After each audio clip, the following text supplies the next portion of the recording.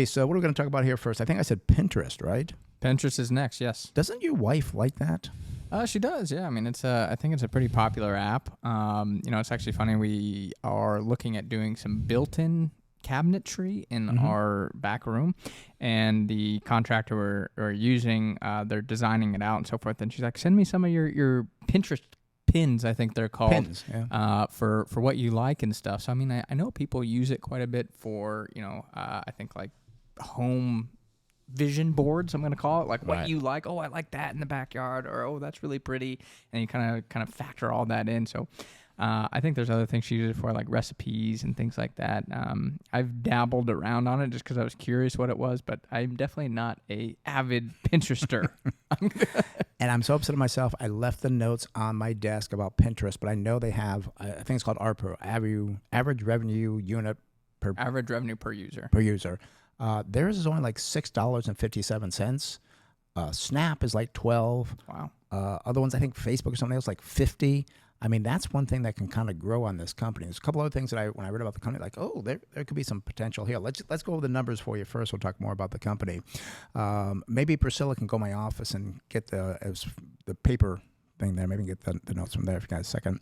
But PINS is their symbol, PINS, in the Internet Content and Information industry. Float short 4.3, nothing bad there. PE ratio looking pretty good, 13.2 versus 24.7. Price of sales 6.7 versus 6.8. Price to book value 5.2 versus 6. And price to cash flow, unfortunately expensive, 25.9 versus 19, and there is no PEG ratio, unfortunately. Now, the earnings per share growth over the last year is 1,136.4% versus 57. That's got to be some accounting issue. They did not grow their earnings by 1,100%. Sales, however, were up 17.8% versus 3.6 for the industry. Oh, well, something's wrong with the analysts here. 5-year earnings per share growth estimate for the analysts, a negative 218.1. I wonder if the system has some issue here. We'll see like the other companies, but the industry is at 8.4% growth.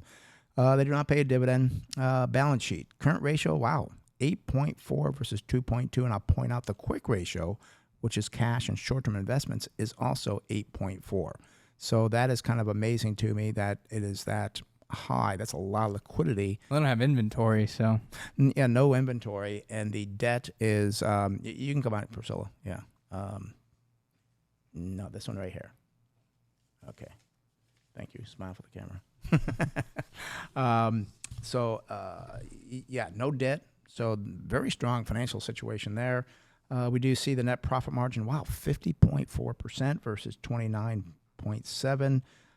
Return on equity, 40.4 versus 32.3. Free cash flow, not quite as good. $952 million versus $51 billion for the industry.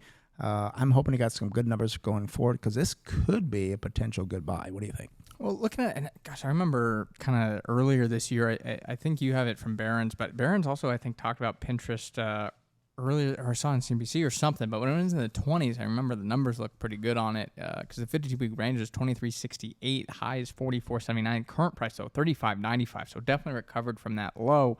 I did go back, though, to 2021. It was actually above $80 a share, so we have seen a pretty substantial pullback since then. Going forward, though, for Pinterest, we go out to, I believe it's, December 2026. We see estimated earnings per share here of $2.14. Gives us a target sell, unfortunately, of $35.52. So essentially right at our target multiple of 16.6 times. I would say the stock is fairly valued. I think there is potential upside, as you said, with the business growing, but it just not quite attractive enough from a valuation standpoint. Yeah, and I see you got 22 analysts there. Yeah, so that is kind of disappointing. What I saw in the notes here was that this was amazing to me. In a survey, hundreds of advertisers, and found that 3/4 of respondents who responded back to this survey of the advertisers with Pinterest said they intend to increase their spending platform by at least 10%.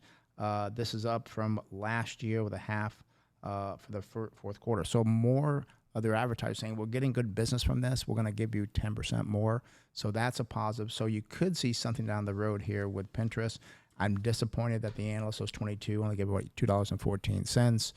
But well, and I really think, I mean, there's I think a potential use case where advertising on Pinterest for the right companies, I think makes way more sense than advertising anywhere else. And I say that because, as I said, my wife is using it for this cabinetry right now.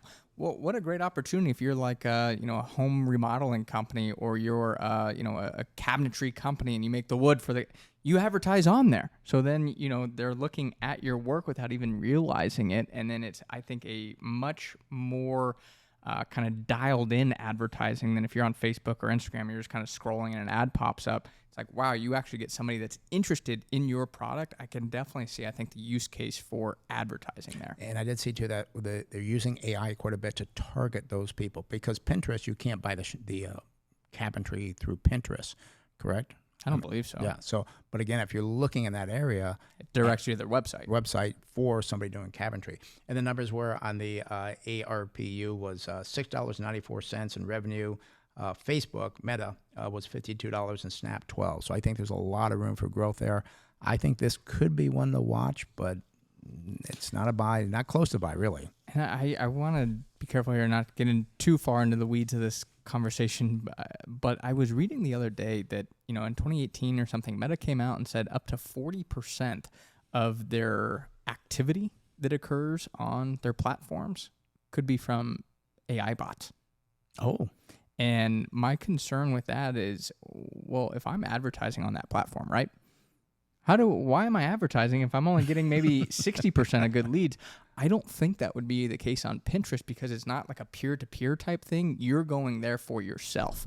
So I think that would be another reason for maybe advertisers to shift over to a Pinterest if this is a big problem on Meta, Facebook, Instagram, those platforms there. Again, I don't think you would get that on Pinterest. Yeah, and we discuss these things, again, to help people understand how we invest and how they should be investing. And it's so important to understand the business that you're talking about.